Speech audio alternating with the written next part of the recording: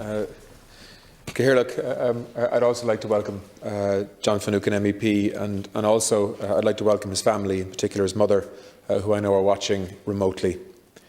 I welcome this opportunity on behalf of the Government to speak in support of this motion. As Minister for Foreign Affairs, I've had the opportunity to meet with Geraldine and the Finucane family to discuss their campaign to secure justice for Pat. Most recently, I spoke with them at the beginning of this month. On each occasion, I've seen the Finucane family's strength, determination and dignity as they seek to uncover the full truth about Pat's murder.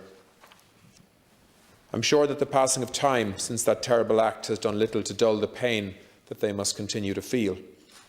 That pain has been exacerbated by the long wait and the necessity of their long campaign over more than 30 years, asking for the full truth of that day to be brought to light. Almost 2 decades ago, in 2001, at Weston Park, the Irish and British governments agreed to hold inquiries into a number of cases where security force collusion was alleged. Former Canadian Supreme Court Judge, Justice Peter Corey, was appointed in May 2002 to conduct an investigation of allegations of collusion by the security forces in 6 cases, including the murder of Pat Finucane. Judge Corey's subsequent report, which found that there was strong evidence that collusive acts were committed, included a recommendation for the establishment of a public inquiry. In 2004, a measure of justice was found for the family when Ken Barrett was convicted of Pat's murder. However, that unfortunately did not end their campaign for full truth and justice. Since that time, we've also seen the De Silva Review, which was published in December 2012. This did not meet the standard of a public inquiry as set out at Weston Park, or that recommended by Judge Corey in his independent report.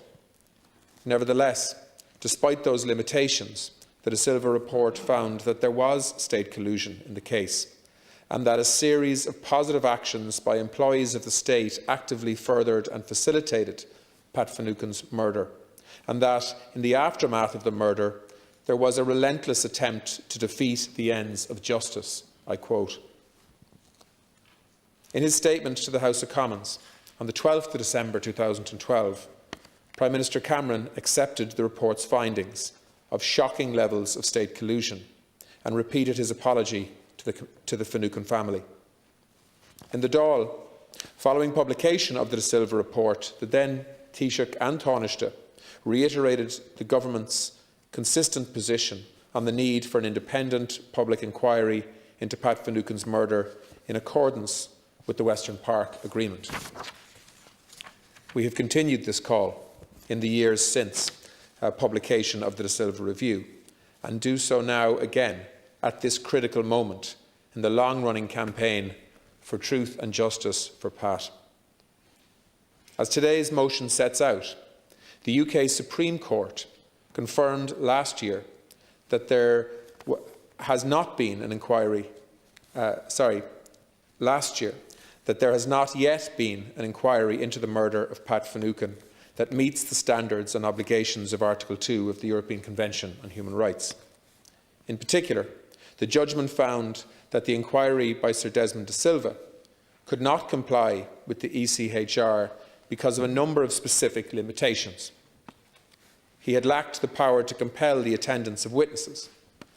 Those who met him were not subject to testing as to the veracity and accuracy of their evidence, and a potentially critical witness was excused attendance.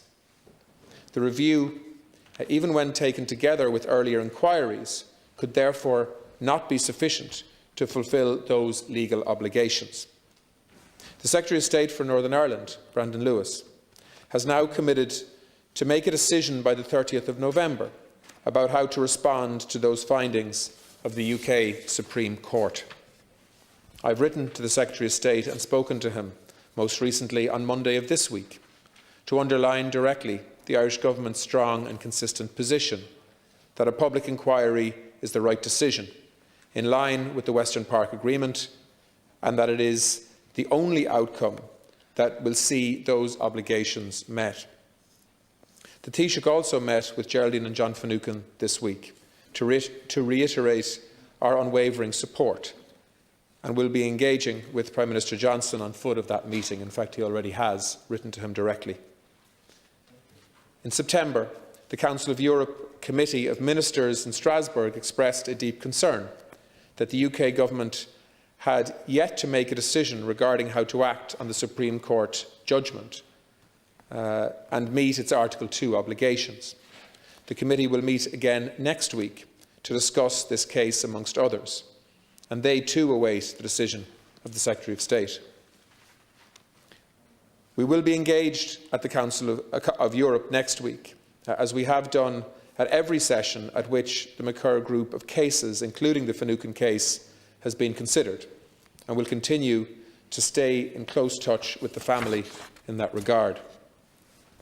I believe that a decision by the UK government to establish a full independent public inquiry in this case under the UK 2005 Inquiries Act would not only be the right answer for the Finucane family's long campaign for justice for their family, it would be a powerful demonstration of the commitment of the UK government to truth, recovery and the rule of law, even in the most difficult of cases. In a case such as the murder of Pat Finucane, where it has been acknowledged by Prime Minister Cameron that there were shocking levels of collusion, there is an undeniable onus on the state to ensure an inquiry take place that fully meets relevant international standards and obligations. That is not to say that the pain of the Finucane family is worse than that of others bereaved by the conflict in Northern Ireland, regardless of the perpetrator. All families deserve to be supported in the pursuit of justice and information about what happened to their loved ones. That is why, in 2014, the political parties and the two governments reached a collective agreement, the Stormont House Agreement, which set out a framework to deal fairly and comprehensively with the legacy of the Troubles in a way that responds to the needs of all victims and survivors. That agreement provided for investigations of outstanding cases, truth recovery overseen by an independent international body, an oral history archive, and for the promotion of societal reconciliation. The Irish Government will have its role to play under that framework and the obligations to fulfil, and we stand ready to do that fully. It is vital now that we make progress to see this framework realised and implemented for those families, victims and survivors who have waited for far too long. While the statement by the UK Government in March setting out proposals for significant changes to that framework are a cause for concern, the Government remains ready to engage and work with the UK Government and the parties to the Northern Ireland Executive in partnership on this very important issue in the period immediately ahead, with a view to reaffirming a collective approach that is consistent with the Stormont House Agreement. I have communicated this to the Secretary of State. The path forward has been agreed. It remains for us to take it now. There are so many families across this island, from all communities, who have, like the Finucane family, walked too long a road to seek truth and justice for their loved ones, and who have spent decades campaigning to be heard. For every one of those families, and for society as a whole, we must address the painful legacy of the past fully and truthfully.